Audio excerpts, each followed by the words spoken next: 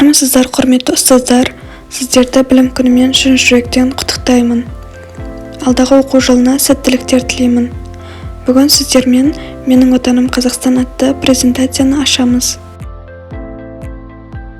Сабақты бастамас бұрын оқушыларға өзіңізді таныстыруға арнайы осындай бет қалдырдым. Сабақты Қазақстан Республикасының мереке күндерін еске түсірумен бастаймыз. Бұл жерде үстінде даталар жазылған, астындағы бос орынға оқушылар қандай мереке екенін тауып жазу керек.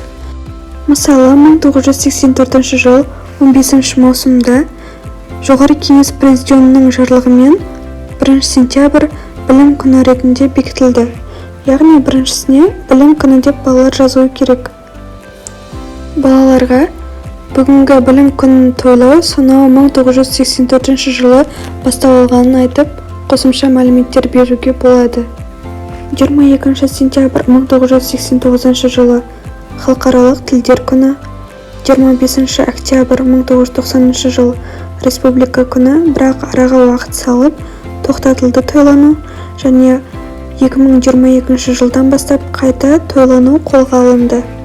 1991 жыл 16 декабрь тәуелсіздік күні, 4 маусым 1992 жыл рәміздер күні, және соңғысы 30 август 1995 жыл Конституция күні.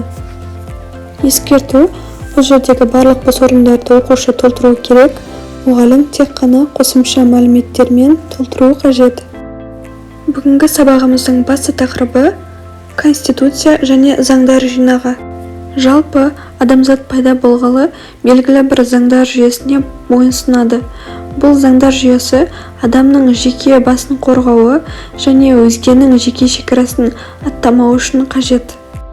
Тарих кітаптарында оқығанымыздай, мысалға, ежелгі тайпаларда да өздерінің заңдары болады, өздері сайлаған басшылары болады. Бұл заң адамның әділетті қоғамда өмір сүру үшін, жеке басының амандығын сақтау үшін қажет.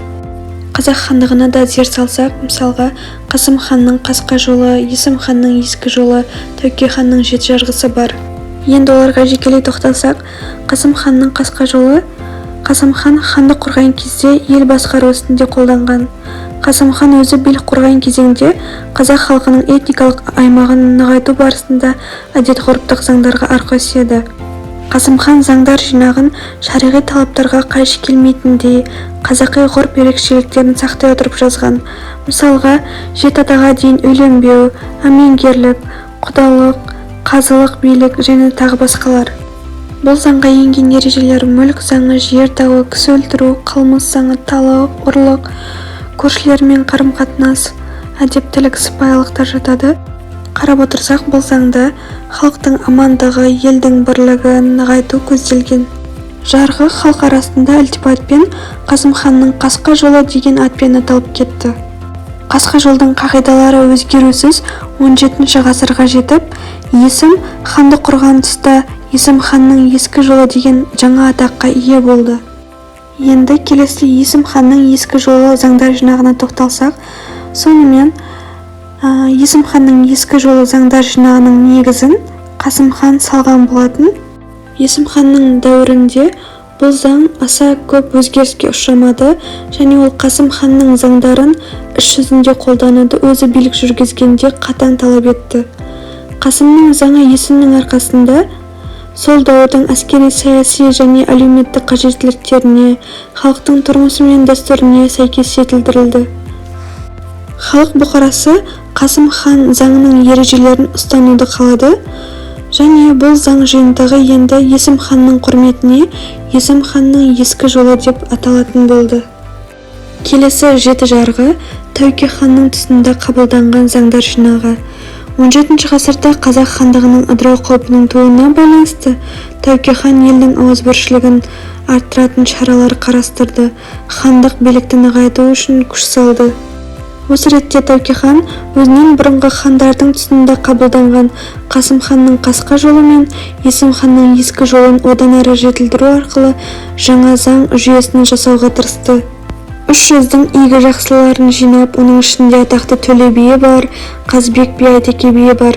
Күлтөбенің басында Тәуке ханның жеті жарғысы деген атауға ие болатын жаңа заңдар жинағын қабылдады. Жеті жарғыға сүйенген қазақ билері ел ішіндегі дау-жанжалдар мен саяси маңызы бар мәселелерді тиімді шеше алды. Жеті жарғының өзі талап-тілекті қанағаттандырарлық деңгейде болғандықтан 20 ғасырдың басына дейін қолданысқа ие болды. Көріп отырғандарыңыздай, бүгінгі бейбіт заманда өмір сүруіміз кешегі бабаларымыздың заңдар жинағы және халықтың оған бойынсынуының арқасында сияқты. Демек, тарихқа зер салсақ, әр заманның өзінің белгілі бір заңдар жүйесі болды.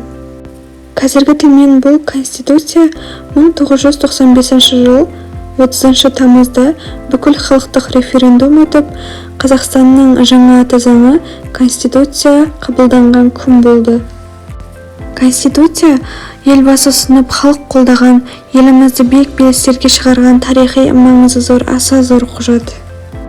Әлемге үңілсек, мысалға, Конституциясы түгілі тәуелсіздігі жоқ қаншама ел бар. Сол үшін де ата заңымызды құрметтеуіміз қажет. Ондағы қағидаларды бұлжытпай сақтау арқылы және оның тарихы мен маңызын жетік білуіміздің арқасында біз өз елімізді, тарихымызды, құндылықтарымызды құрметтейміз және еліміздің дамуына, қоғамдық келісімге, бейбітшілік пен тыныштыққа қол жеткіземіз. Кешегі тарихымыз, бүгінгі Конституциямыз туралы біраз мәлімет алдық деп ойлаймын. Енді сабақты ары қарай шағын әңгімемен жалғастырсақ, Аббасидтердің атақты халифасы Харун ар-Рашидтің ұлы Абдулла әл-Мамун кішкентай кезінде медреседе сабаққа қойды. Бір күні ұстазы оны ешқандай себепсіз шыбықпен салып қалады. Бала таң қалып, ұстазынан неге мені ұрдыңыз деп сұрайды. Ұстаз болса, үндеме деп жауап қатады. Бала сабақтың бітуін күтеді, сонымен шығар кезде тағы да ұстазынан сіз неге мені ұрдыңыз деп сұрайды. Ұстаз болса тағы да үндеме деп жауап қатады. Содан арадан біраз жылдар өтеді. Мамунның әкесінің орнына халифа болып, дереу ұстазын шақыртады. Және баяғы оқыған есіне алып, сол кезде неге мені ұрдыңыз деп сұрайды. Ұстазы болса күлімсіреп, сен әлі де ұмытқан жоқсың ба деп сұрайды. Ол болса, ешқашан ұмытқан жоқпын дейді. Ұстазы, көрдің ба зұлымдықтың соңы қалай боларын, зұлымдық қандай екенін ешқашан ұмытпайсың. Және мен зұлымдықтың қандай боларын ұмытпасын деп сен ұрдым. Сен де ешкімге өмірде зұлымдық жасаушы болма, себебі қанша жылдар, тіпті ғасырлар өтсе де, ол жүректе от болып жанып тұрады, ешқашан өшпейді деп жауап береді. Демек, әрбір қоғамда, әрбір елде өзінің заңдар жинағы болады. Бұл заңға барлығы да патша болсын, қарапайым халық болсын бағыну қажет. Заң барлығына ортақ. Осы әңгімеден кейін оқушылардан не түйгені туралы сұрап білуге болады. Мақсат оқушыларды сабаққа қатыстыру. Енді сабақты ары қарай білім тақырыбында жалғастырсақ, білімсіздік кедейлік қылмыс, білімсіздік билік қаталдық, білімсіздік дін алаңкестік, білім кедейлік қанағат, білім билік әділдік, білім дін адалдық. Қарап отырсаңыздар, білімсіздік ол адамды жолдан тайдырады, ал білім адамды тура жолға бастайды. Сол үшін адам әрқашан айтады ғой, бесіктен табытқа дейін білім ізде деп. Адам әрқашан ізденумен, өзін жетілдірумен, дамумен өмір сүруі қажет. Білімге қоса тәрбие де берілу керек. Себебі Әл-Фараби атамыз жақсы айтқан, тәрбиесіз берілген білім адамзаттың қас жауы деп. Осы әңгімені айтқан кезде ойыма Гитлер келеді. Себебі Гитлер өте білімді адам болды, бірақ ол өте қатыгез болды. Себебі оның тәрбиесі дұрыс болмады. Білімді, бірақ тәрбиесіз болғанның әсерінен қаншама адамның мерт болуына, қаншама баланың жетім болуына себепші болды. Осы суреттің төменгі жағында Абай атамыздың талаптың мініп тұлпарын, білімге ұмтыл ұрпағым деген сөзін қалдырдық. Яғни адам талапшыл болса, алған бетінен қайтпайды, мақсатына бекем болады. Бұл сөз оқушылар үшін үлкен мотивация деп ойлаймын. Аудармасы: білім біздің болашаққа төлқұжатымыз. Өйткені бұл мотивациялық сөз бүгінгі біздің төккен теріміз, білім алуға жұмсаған уақытымыз міндетті түрде ертеңгі күні бізге өз пайдасын тигізеді деген мағынада жазылған. Негізі осы екі қағазды оқушылардың алдына, әрбір оқушылардың алдына шығарып сыйлық ретінде беру көзделген.